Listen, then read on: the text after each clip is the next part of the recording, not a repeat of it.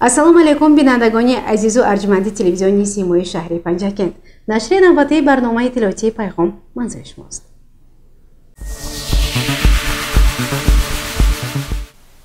дар шаҳру деҳотии Панҷакент ба ифтихори 35-мин солгарди истиқлоли давлатии ҷумҳурии Тоҷикистон корҳои созандагиву ободонӣ бомаром идома дорад.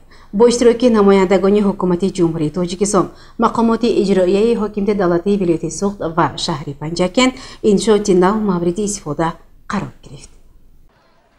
ба муносибати 33-мин солгарди истиқлоли давлатии ҷумҳурии Тоҷикистон бо иштироки намояндагони ҳукумати мамлакат, президенти Академияи миллии илмҳо Қобилҷон Хушвақтзода, муовини вазири маориф ва илми ҷумҳурии Тоҷикистон Равшан Каримзода, муовини раиси вилояти Суғд Даврон Зоҳидзода, раиси шаҳри Панҷакент Абдухолиқ Холиқзода ва омӯзгорону хонандагон се иншооти соҳаи маорифи шаҳр ки дар доираи нақшаи омодагиҳо ба ин ҷашни бузург бунёд шуданд, мавриди истифода қарор дода шуд. нахуст дар муассисаи таҳсилоти миёнаи умумии рақами 109-уми деҳаи негноти нави ҷамоати деҳотӣ Рӯдакӣ, майдончаи варзишии ҳозиразамон ва тамрингоҳ ки бо саҳмгузории соҳибкорон ва сокинони деҳа бо маблағи 300 000 сомонӣ бунёд шудааст, мавриди истифода қарор гирифт. баъдан дар деҳаи дашти ҷамоати деҳоти Сӯҷина бинои иловагии муассисаи таҳсилоти миёнаи умумии рақами 69 ки аз 2 қабат ва 14 синфхонаи барҳаво барои қабули 700 нафар хонанда дар дубаст ҳуҷраҳои омӯзгорон ва ёрирасон иборат буда бо харҷи беш аз 2 миллион сомонӣ бунёд шудааст, ба истифодаи хонандагону омӯзгорон вогузор шуд. ҳамчунин бинои иловагии таълимии муассисаи таҳсилоти миёнаи умумии рақами 55-уми деҳаи яккасадаи ҷамоати деҳоти Саразм ки иборат аз 10 синфхона барои фарогирии 500 нафар хонанда дар дубаст пешбинӣ шудааст, ба истифода дода шуд. биноҳои нав бо мизу курсӣ, тахтаҳои синфӣ, синфҳои компютер ва дигар ҷиҳози таҳсил ва асбобҳои аёнию шиору овезаҳо таҷҳизонида шуданд. дар маросими ифтитоҳи ин биноҳои таълимӣ ва иншооти варзишӣ ки бо дастгирии мақомоти иҷроияи маҳаллии ҳокимияти давлатии шаҳр ва саҳмгузории сокинон бунёд карда шудааст, ба ташаббуси соҳибкорон ва аҳли ин деҳаҳо баҳои баланд дода он ҷавоби амалӣ ба ҳидоятҳои пешвои муаззами миллат сарвари давлат муҳтарам Эмомалӣ Раҳмон ҷиҳати рӯ овардан ба соҳаи маориф ва рушди таълиму тарбияи насли наврас унвон карда як маҷмӯъ компютер чун тӯҳфаи пешвои муаззами миллат сарвари давлат муҳтарам Эмомалӣ Раҳмон тақдим карда шуд. ба гуфти кормандони соҳаи маориф ба истифода супоридани мактабҳои навбунёди замонавӣ барои фарзандони сокинони шаҳру деҳоти Панҷакент нишонаи таваҷҷӯҳи доимии ҳукумати кишвар ба рушди соҳаи маориф, ба камол расонидани насли ояндасоз ва тӯҳфаи арзандаи идона ба кӯдакону наврасони даврони соҳибистиқлол мебошад. омӯзгорон изҳор намуданд ки кӯшиш ба харҷ медиҳанд то дар оянда шогирдони онҳо ҳамчун фарзандони номбардори халқи бошарафу фарҳангсози тоҷик ба камол расида дар пешрафти давлати соҳибистиқлоламон ва ободии сарзамини муқаддасамон саҳми арзандаи худро гузошта бошанд. умедбарон карда шуд ки ҳар як фарди ба нангу номус ва фарзандони худогӯҳу худшиносии ватан дар роҳи таҳкими истиқлолият, ваҳдати миллӣ ва пешрафти тоҷикистони азиз беш аз пеш талош варзида ҷиҳати бартараф намудани ҳама гуна мушкилот ва дар ин замина фароҳам овардани зиндагии шоиста барои мардуми шарафмандамон саҳми арзандаи хешро мегузорем. зимни боздид намояндагони ҳукумати мамлакат ҳамчунин аз рафти бунёди бинои нави мактаб дар деҳаи Косатарош дидан намуда ба иқдоми сокинони деҳа баҳои баланд доданд. бахшида ба 33-солагии истиқлолияти давлатии ҷумҳурии Тоҷикистон бо иштироки намояндагони ҳукумати ҷумҳурии Тоҷикистон, президенти Академияи миллии илмҳои кишвар Қобилҷон Хушвақтзода, муовини аввали вазири нақлиёти кишвар Раҳим Бобозода, муовини раиси вилояти Суғд Даврон Зоҳидзода ва раиси шаҳри Панҷакент Абдухолиқ Холиқзода дар мавзеи дуобаи шаҳри Панҷакент пули мошингузар мавриди истифода қарор гирифт. тавре дар маросими ифтитоҳи он иттилоъ дода шуд, ин пул аз болои Шингдарё бо маблағгузории ҷамъияти дорои масъулияташ маҳдудӣ, корхонаи муштараки Зарафшон бо дарозии 18 ва паҳноии 8.5 метр сохта шуда тавассути он маъдан аз кони таррор барои коркард ба корхона кашонида мешавад. зикр гардид ки бунёди роҳу пулҳо дар замони соҳибистиқлолӣ яке аз самтҳои муҳими фаъолияти ҳукумати мамлакат ба ҳисоб меравад, зеро бунёди роҳу пулҳо аҳамияти бузурги иқтисодию иҷтимоӣ дошта дар беҳтар гардидани сатҳи зиндагии аҳолӣ ва рушди иқтисодиёти мамлакат заминаи устувор мегузорад. роҳбари давлат пешвои муаззами миллат муҳтарам Эмомалӣ Раҳмон дар паёми навбатии худ ба Маҷлиси олии кишвар ба бунёду сохтмони роҳу пулҳо эътибори зарурӣ дода, аз ҷумла ба масъулин дастурҳо доданд ки дар пардави вусъати корҳои созандагиву ободонӣ дар шаҳру ноҳияҳои кишвар бо истифода аз имконияту ташаббусҳои созанда корҳоро дар самти бунёду азнавсозии роҳу пулҳои дохиливу байни деҳаҳо, маҳалҳои аҳолинишин ва марказҳои шаҳру ноҳияҳо фаъол гардонанд.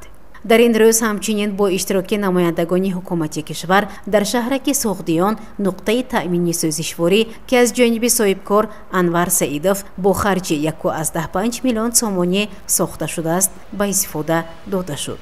дар ин ҷо ба ҷуз таъмини нақлиёт бо сӯзишворӣ ҳамчунин нуқтаи таъмири нақлиёт, мағозаи қисмҳои эҳтиётию равғанҳои молиданӣ, маводи ғизоӣ низ бунёд шуда барои якчанд нафар ҷойи кори доимӣ бо маоши хуб ташкил шудааст.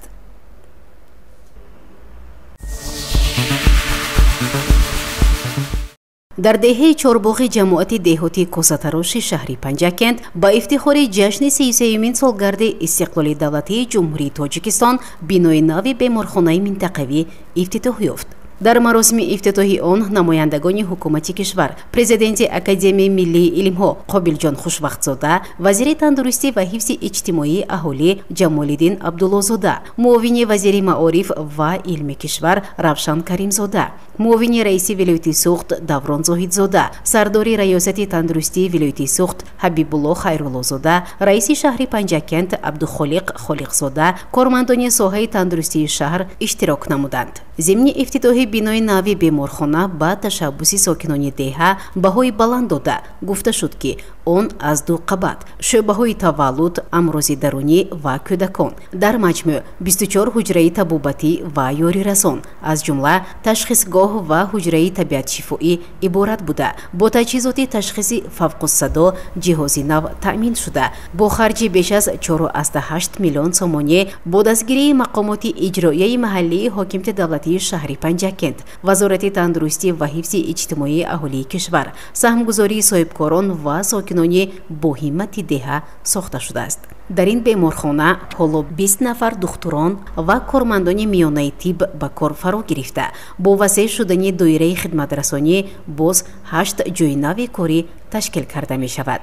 ҳамзамон дар ин рӯз ба як гурӯҳ кӯдакон ва оилаҳои ниёзманд тӯҳфаҳои идонаи хотиравӣ тақдим карда шуд.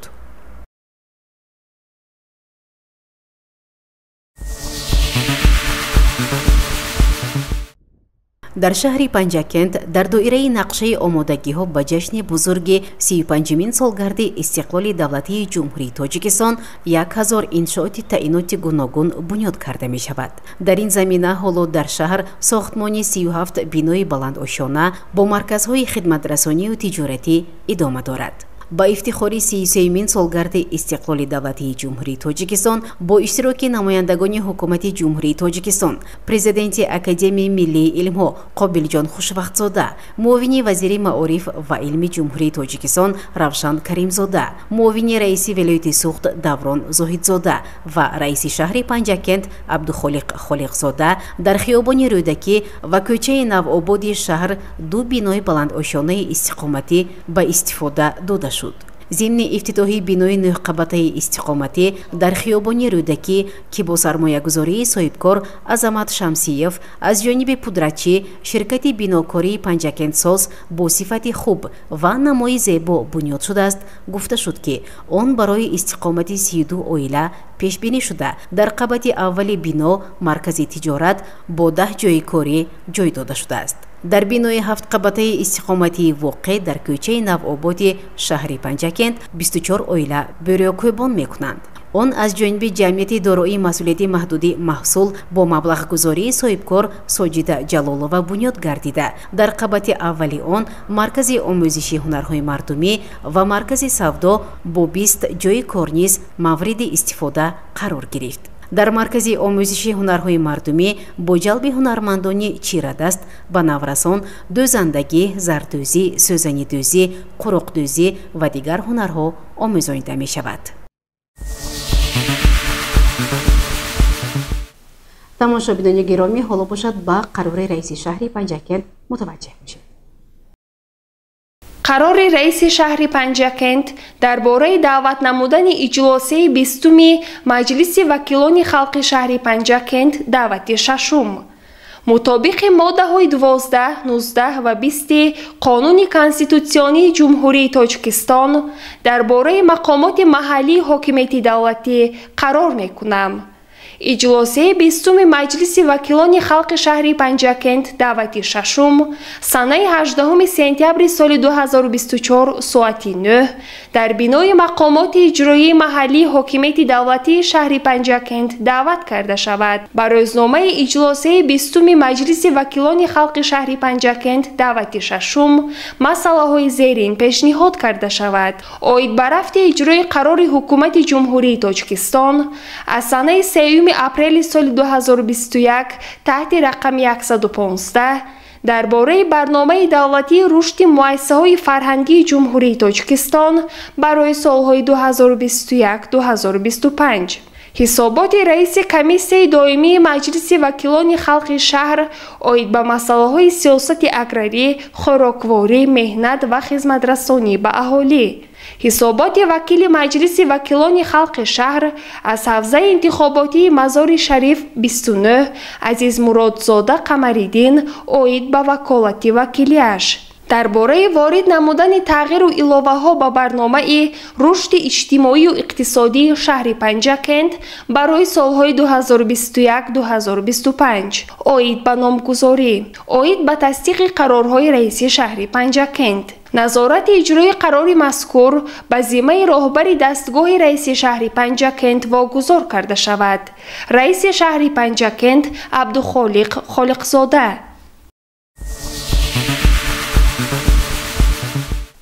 идомаи барнома шиносоӣ бо корҳои ободониву созандагӣ, суҳбату мулоқотҳо бо мардум аз тарафи роҳбарияти мақомоти иҷроияи маҳаллии ҳокимияти давлатии шаҳри Панҷакент мунтазам баргузор мегардад.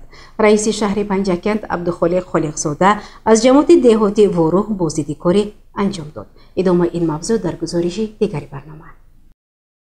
бо мақсади сазовор истиқбол гирифтани 35-солагии истиқлоли давлатии Ҷумҳурии Тоҷикистон дар шаҳру деҳоти Панҷакент корҳои ободониву созандагӣ бо маром идома дорад. зимни боздиди кории раиси шаҳри Панҷакент Холиқзода Абдухолиқ дар деҳаи рукнободи ҷамоати деҳоти Вору иншооти нав, ҳаммоми замонавӣ мавриди истифода қарор дода шуд. иттилоъ дода шуд ки бо иқдоми соҳибкор Баҳодур Ҳидоятов дар бинои собиқ ҳаммом ки чандин сол қабл корношоям гашта буд аз навсозиву таъмиру таҷдид гардид. ҳаммоми нав тибқи меъёрҳои санитарию беҳдоштӣ бунёд шуда аз толору ҳуҷраҳои шустушӯй, ҳавз ва хонаи истироҳатӣ иборат буда бо таҷҳизоти замонавӣ муҷаҳҳаз карда шудааст. раиси шаҳри Панҷакент иқдоми соҳибкорро хуб ҷонибдорӣ намуда барои ободу зебо гардонидани саҳну атрофи иншооти мазкур маслиҳатҳо дод. дар идомаи боздид аз ҷамоати деҳоти Вору раиси шаҳри Панҷакент аз боғи хоҷагии деҳқонии Тоҷикистон дидан кард. боғи себ дар 14 гектар доман паҳн карда бо заҳмати боғбонҳо ва риояи қоидаҳои агротехникӣ мубориза бо беморию ҳашароти зиёновар, обу ғизодиҳии саривақтӣ нисбат ба соли пешин ҳосили фаровон баста ҳоло деҳқонон ба ҷамъоварии он омодагӣ мегиранд. раиси шаҳр Холиқзода Абдухолиқ ба заҳмати деҳқонон таҳсин гуфт ва барои саривақт ҷамъоварии мева, муҳайё намудани шароит барои нигоҳдорӣ ва ба бозори дохилӣ ва беруна баровардани он дастур дода шуд. در دهه پاروین جماعت دهاتی وارو ساختمان بینای نوی مؤسسه تحصیلات میانه عمومی رقم 70 با مرام ادامه دارد.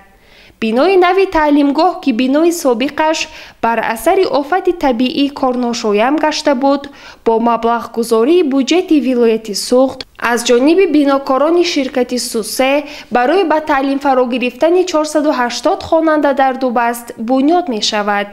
رئیس شهر پنجکند با رفت ساختمان تعلیمگاه شناس شده و بیناکاران برای در مهلت کوتاه با صفت خوب و رعایت قاعده‌های معماری بنیاد نمودن آن دستور داد. رفت ساختمان مؤسسه مذکور زیر نظارت پیوسته مقامات اجرایی حاکمیت دولتی شهر پنجکند قرار دارد. همچنین در جماعت دهاتی وارو رئیس شهر پنجکند خالقزاده عبدالخالق سابقه داری مهنت فتح‌الله بایعلیف را عیادت نمود. فتح‌الله بایعلیف از سابقه داران برومند جماعت دهاتی واری شهر پنجکند بوده سالیان زیاد به حیث بیتور رئیس اتفاق کسبه خواجگی جماعوی مهنت کرده فرزندان خوشاداب و صاحب کسب تربیه نموده است. بعد از مکتب میانه تمام کردن و تکنیکوم وترینری شهر دوشنبه داخل شدم سال 58. بعد از وی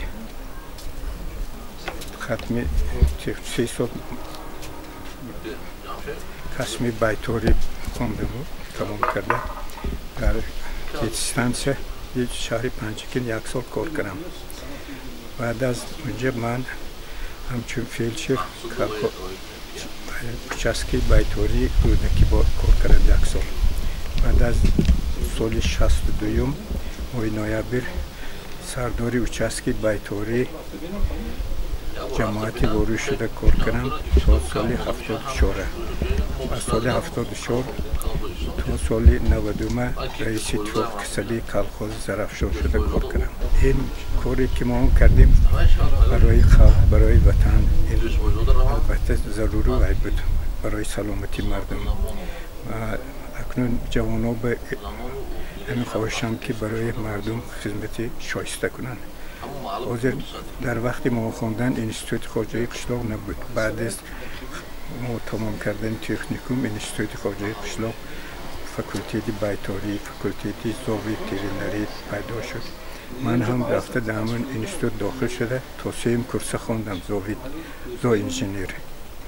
جوانای هم التماسم که همین این کسب خوب برای سلامتی مردم برای اینکه برای از چوروا بسیار کسلی‌های انفکشنی گذشته نشون که برای محافظت سلامتی مردم کاری بیتاری کاری ضرور است. میخوام که همه جوانان همه انستیتوت برون خلق کنن امنه خلق خدمت شایسته کنن. در صحبت با رئیس شهر پنجکند سابقه داری برومند فتح‌الله بایعلیف جانبداریش را از سیاست پیشروی معظم ملت محترم امام علی رحمان که به پایداری صلح و ثبات و آبادانی و شکوفانی کشور نگرانیده شده است اظهار داشت. با سابقه دار فتح‌الله بایعلیف تحفه های مقامات اجرایی محلی حاکمیت دولتی شهر تقدیم کرده شد. گزارش صبرین اکرم و بشا حسین صالحов.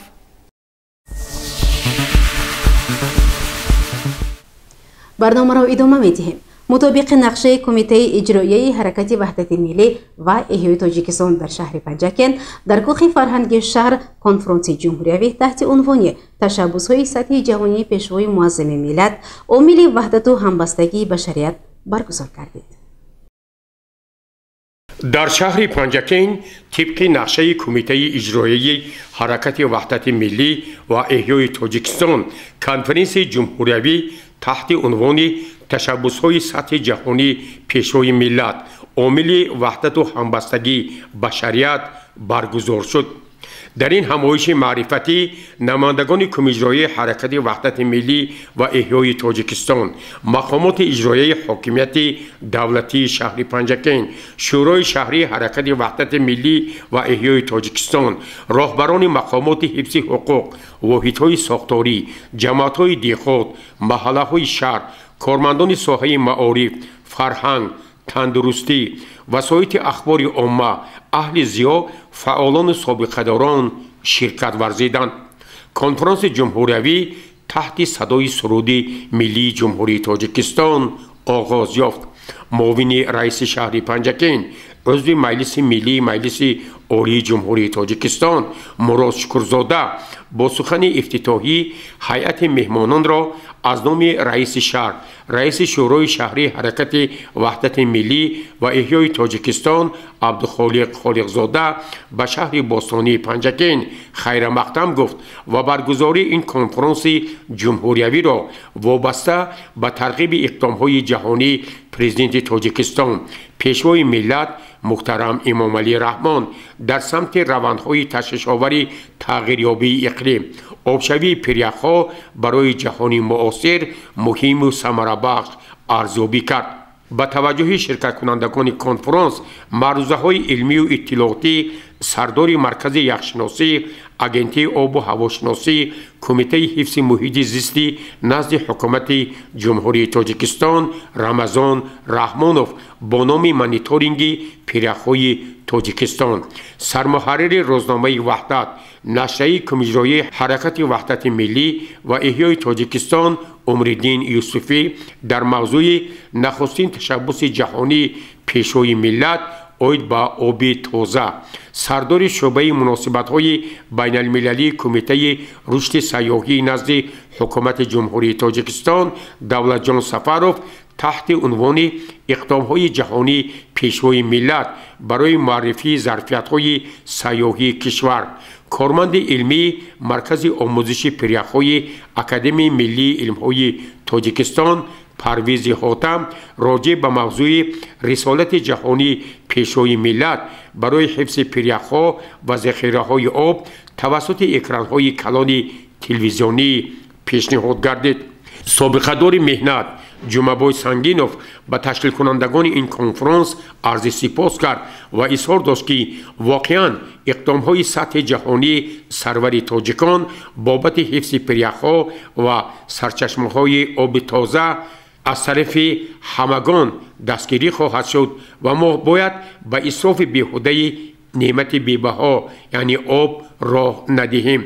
در پایان کنفرانس معاون رئیس شهر مراد شکرزاده بار دیگر تاکید کرد که ما همگان باید در ترغیب و عملی سازی این ابتکارات عمومی بشری پیشوای معظم تاجیکان پرزیدنت جمهوری تاجیکستان محترم امام علی رحمان با مسئولیت و افتخار ملی سهم ارزنده خویش را گزاریم.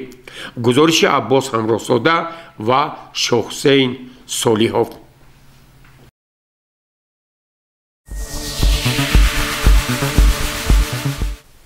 мулоқоту суҳбатҳои кормандони прокуратураи шаҳри панҷакен бахшида ба эълон шудани соли 2024 соли маърифати ҳуқуқӣ дар ташкилоту муассисаҳо идома дорад. гузориши навбатии мо аз баргузории чунин мулоқот дар филиали бонки давлатии амонатгузории ҷумҳурии тоҷикистон амонатбонк дар шаҳри панҷакен омода шудааст. мутаваҷҷеҳ бошед. در دایره نقشه پروکراتوری شهر پنجکین بخشیده به سومین سالگرد قبول کنستیتوسیون جمهوری تاجیکستان که سال 2024 سال معرفتی حقوقی اعلام شده است، سلسله ملاقات و صحبت‌های کارمندان پروکراتوری شهر در تشکیلات و اداره‌ها با مردم ادامه دارد. ملاقات نوبتی یاردمچی کلان پروکوروری شهری پنجکین دلشاد حامدوف با هیئت راهبری و کارمندان فیلیال بانک دولتی امانتگذاری تاجیکستان امانتبانک در شهر پنجکین برگزار گردید. یاردمچی کلان پروکوروری شهر پنجکین دلشاد حامدوف نخست توجه راهبریت و کارمندان بانک را پیش از همه به اجرای قانون جمهوری تاجیکستان درباره مراجعت‌های شخصانی حقوقی و واقعی جلب کرد. او اظهار داشت که هر یک شهروند میتواند وابسته به فعالیت ساختارهای گوناگون از جمله بانک‌ها با مقامات دخلدار جهت رعایت نشدن حقوق‌های او مراجعت نماید که این مسئله تحت نظارت دائمی پروکراتوری شهر پنجکین قرار دارد. او اصرار داشت که باید راهبریت و کارمندان امانتبانک در شهر پنجکین به هر یک مراجعت و درخواست مشتریان و شهروندان نسبت فعالیت بانک باید توجه مخصوص ظاهر نموده آن را سری وقت مورد اجرا قرار دهند. در این ملاقات وابسته به ترغیب و اجرای قانون جمهوری تاجیکستان درباره تنظیم جشن و مراسم در جمهوری تاجیکستان یک صحبت آشکارا صورت گرفت. یاردمچی کلان پروکوروری شهر پنجکین دلشاد حامدوف باری دیگر تاکید نمود که در اساس این قانون باید در همین ساختارها کمیسی‌های جمعیتی تأسیس داده شود و او به رهبریت امانتبانک در شهر پنجکین دستور داد که باید چنین کمیسیه در بانک به فعالیت آغاز نماید و نسبت قانونشکنی هایی که در مراسم برگزاری جشن و چاره‌بینی های کارمندان به عمل می آید تدبیرهای ضروری و مجازات در اساس قانونهای عمل کننده اندیشیده شود. در این ملاقات با مسئله فعالیت بانکمت‌های فیلیال امانتبانک در شهر پنجکین نیز یک صحبت جدی صورت گرفت. تاکید نمود که نه در همه موضعها و موقع‌هایی که چنین بانکمت‌ها گذاشته شدند مردم مبلغ‌های درکاری را سری وقت دریافت می‌کنند. در این روند با رهبریت و کارمندان مسئول دستور داده شد که از این ملاقات خلاصه‌های ضروری برآورند، زیرا سال 2024 سال معرفت حقوقی میباشد و باید در این روند کارهای ترغیباتی با مشتریان بیشتر گردد و ما باید همه قانونها و سندهای معیاری حقوقی جمهوری تاجیکستان را سری وقت به اجرا رسانیم. در خاتمه این ملاقات مدیر فیلیال بانک دولتی امانتگذاری جمهوری تاجیکستان امانتبانک در شهر پنجکین قطب‌الدین میرگانوف با یاردمچی پروکورور شهر پنجکین حامدوف دلشاد و با پروکورور شهر برای تشکیل و برگزاری چنین یک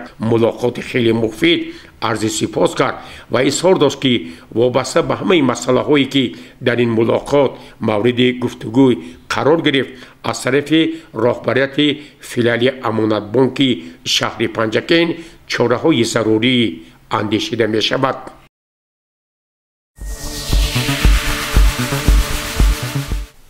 солҳои охир баъзе аз шаҳрвандон аз ҷумла ҷавонон дар шабакаҳои иҷтимоӣ ба тарғиботи иғвогарона машғул мешаванд. вобаста ба ин як нафар шаҳрванд ки аз шабакаҳои иҷтимоӣ бо ғаразҳои шахсӣ истифода мекард дар суди шаҳри панҷакент мурофиа баргузор гардид. мутаваҷҷеҳ бошед ба гузориши дигари барнома.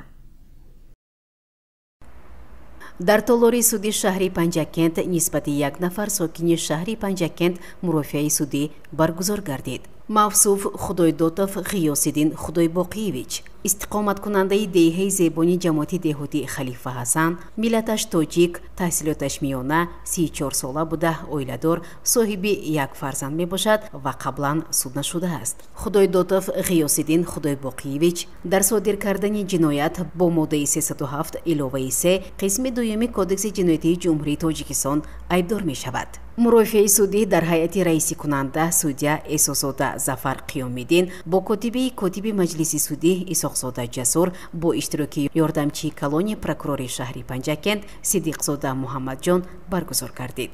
судшаванда худойдотов ғиёсиддин худойбоқиевич ҷиноятӣ ба муқобили асосҳои сохти конститутсионӣ ва амнияти давлатӣ айбдор мешавад. аз ҷумла ӯ соли 2020 ба муҳоҷирати меҳнатӣ ба федератсияи россия рафта бо воситаи телефони мобили худ дар сомонаҳои иҷтимоӣ ютуб, фейсбук, инстаграм, ватсап ва имо номи худро тариқи мустаори Салом Мирзоева дарҷ карда ба барномаҳои хусусияти ифротӣ доштаи ташкилоти экстремистии гурӯҳи 24 тамос мегирад. ғиёсиддин худойдотов баромадҳои маҷозии ғайриқонунии динии Садои мардум, Азда ТВ, Дурбин ТВ, Фардои Тоҷикистон ки ровиёни ин барномаҳо шахсони дар ҷустуҷӯи расмӣ қарор дошта Муҳаммад Иқболи Садриддин ва Ҳусейн Ашуров мебошанд таълим гирифта бо ин аъзоёни ҷонибдори фаъоли ташкилоти экстремистиву террористии гурӯҳи 24 робитаи наздик пайдо намуда бо даъвати онҳо ки мақсаду маромашон бо роҳи зӯроварӣ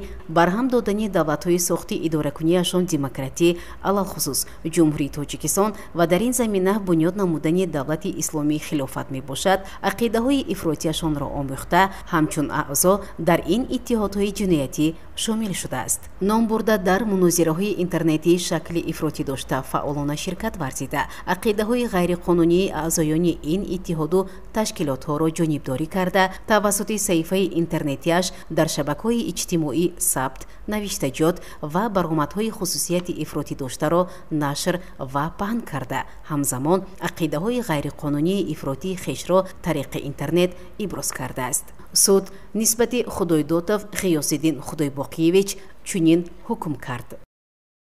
ҳукм аз номи ҷумҳурии Тоҷикистон суди шаҳри Панҷкент вилояти суд дар ҳайати раискунанда судя Эҳсосзода Зафар Қиёмиддин бо котиби маҷлиси суди Исоқзода Ҷасурбек, шӯҳишоҳи ёрдамчи калони прокурори шаҳри Панҷкент Сидиқзода Муҳаммаҷон дар маҷлиси суди 31 июли соли 2024 парвандаи ҷиноятро нисбати судшаванда Худойдотов Ғиёсиддин Худойбоқиевич 27 июли соли 1990 дар шаҳри Панҷкент ҷумҳурии Тоҷикистон қабул шудааст.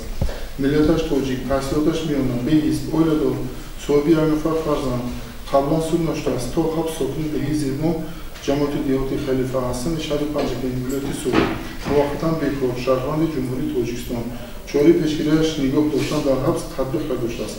дар содир кардани ҷиноят бо моддаи 37 илови 3 қисми 2 кодекси ҷиноятии ҷумҳурии Тоҷикистон пешбинишро баррасӣ намуда муайян кард. Дар осои моддаи 78 32 33 34 35 38 39 41 42 43 44 44 47 48 50 кодекси мурофиаи ҷиноятии ҷумҳурии Тоҷикистон суд ҳукм кард. Худойдотов Ғиёсиддин Худойбоқиевич бо моддаи 37 илови 3 қисми 2 кодекси ҷиноятии ҷумҳурии Тоҷикистон гунаҳкор дониста шуда бо ин модда ҷазо дар намуди маҳрум сохтан аз озодӣ ба муддати 5 солу 6 моҳ бо нигоҳ доштан дар калони истори дору низоми пурзур таъин карда шуд. Саршавии муҷиби адои ҷазо нисбати Худойдотов Ғиёсиддин Худойбоқиевич аз 14 июни соли 2024 ба ҳисоб гирифта шуд. Чораи пешгирӣ нисбати Худойдотов Ғиёсиддин Худойбоқиевич нигоҳ доштан дар ҳабс бетағйир мемонда шавад. Далели шаҳрӣ як адад телефони мобилии тамғии хонор дар дафтархонаи суди шаҳри Панҷкент нигоҳ дошта шудааст. пас аз эътибори қонунӣ пайдо кардани ҳукми мазкур хотирааш тоза карда ба фоидаи давлат мусодира карда шавад. тарафҳои норозӣ метавонанд нисбати ҳукми мазкур дар муддати 10 шабонарӯз ба маҳкум шуда дар ҳамин муҳлат пас аз гирифтани нусхаи ҳукм тавассути ҳамин суд ба коллегияи судӣ оид ба парвандаҳои ҷиноятии суди вилояти суд шикоят ё эътироз ба тарафи кассатсионӣ оваранд. раискунанда имзо.